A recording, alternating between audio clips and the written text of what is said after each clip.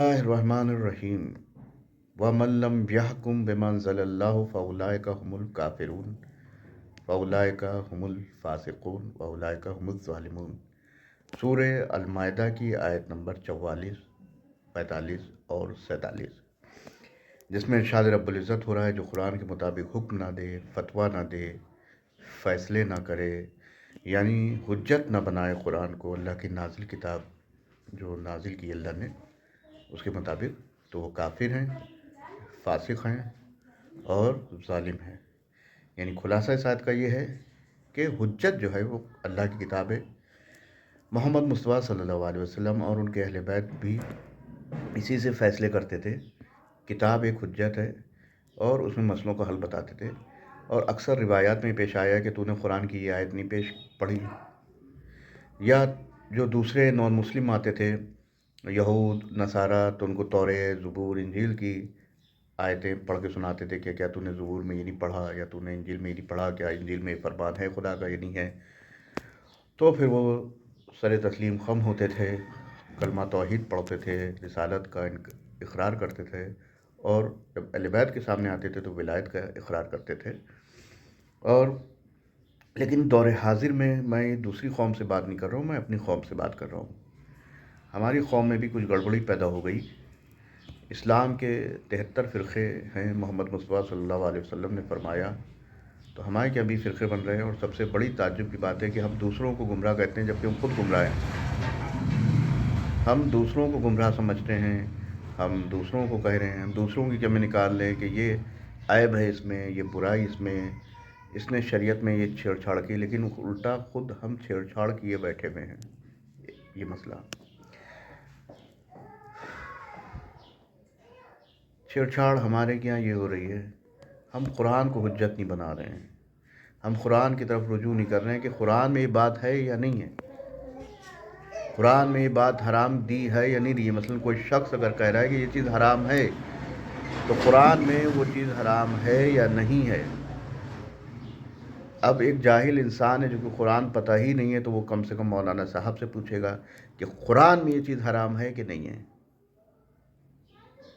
حدیث میں یہ چیز حرام ہے کہ نہیں ہے۔ اگر قرآن میں حرام نہیں ہے، حدیث میں حرام نہیں ہے، روایات میں حرام نہیں دی ہے، اور کوئی شخص اس کو حرام سمجھے یا حرام قرار دے، تو یہ بدعت ہے۔ اس کی توضیح تشریح اگر کرنا چاہے تو میں نے کر دی ہے، اور مثال کے ذریعے سے کہ جہلا بھی اس کو سمجھ جائیں، اور میری بات پہ اعتراض کوئی کرے تو جا کے مولانا حضرات سے جو مدرسے کے پڑھے ہوئے ہیں، طالب علم ہیں، کسی بھی مکتب کے ہوں، کتنی بھی ایج ہو، جا کے پوچھے کہ ہاں قرآن میں یہ چیز حرام ہے یا نہیں ہے۔ آپ یہ بتائیے قرآن میں جو چیز کو حرام قرار دیا گیا یہ قرآن میں حرام ہے یا نہیں ہے، روایات میں یہ چیز حرام دی ہے یا نہیں ہے۔ وہ کہیں گے ہاں بھیا نہیں ہے، تو آپ سمجھ جائیے کہ آپ کس گروہ میں ہیں، آپ ہدایت یافتہ ہیں کہ نہیں ہیں۔ آپ کو خود اسی وقت احساس ہو جائے گا کہ ہاں میں ہی گمراہ تھا۔ ہمیشہ اپنے کو سچ نہیں سمجھنا چاہیے کہ ہم ہی سچائی ہیں، ہم ہی سچے ہیں، ہم ہی صادق ہیں، ہم ہی ہدایت یافتہ ہیں۔ عمر ابو بکر کے ماننے والے اپنے کو ہدایت یافتہ سمجھتے ہیں، بھگوانوں کو بندر، گائے، ہاتھی، ہندو حضرات وہ اپنے کو سچا سمجھتے ہیں۔ اب عقل کے معیار سے بھی تو چیک کریے، بھائی گمراہ ہیں لیکن سمجھ رہے ہیں کہ ہم سچے ہیں، باقی پوری دنیا گمراہ ہے۔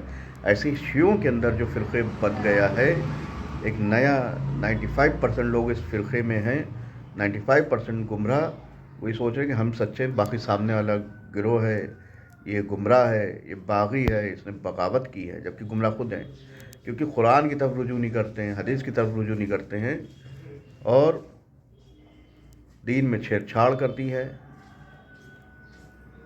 چھیڑ چھاڑ یہ کر دی ہے کہ جس کو اللہ نے اولی الامر نہیں بنایا، اس کو اولی الامر بنا کے لوگوں کے سامنے پیش کیا جا رہا ہے، اس کی بیعت لی جا رہی ہے۔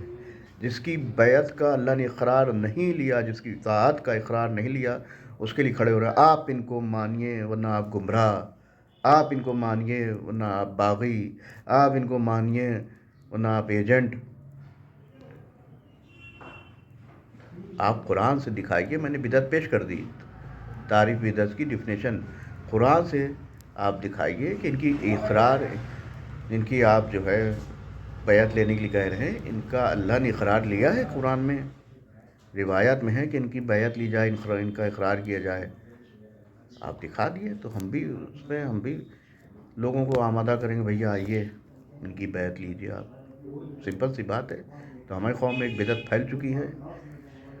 اور اہل بیت کے چاہنے والوں کی سب سے بڑی خاصیت دیتا ہے کہ اللہ ان کو حکومت نہیں دیتا ہے، اللہ ان کو پاور نہیں دیتا ہے، اللہ ان کو لوگوں کی حکومت نہیں دیتا ہے، جنگ سالاب نہیں دیتا ہے، بھیڑ نہیں دیتا ہے.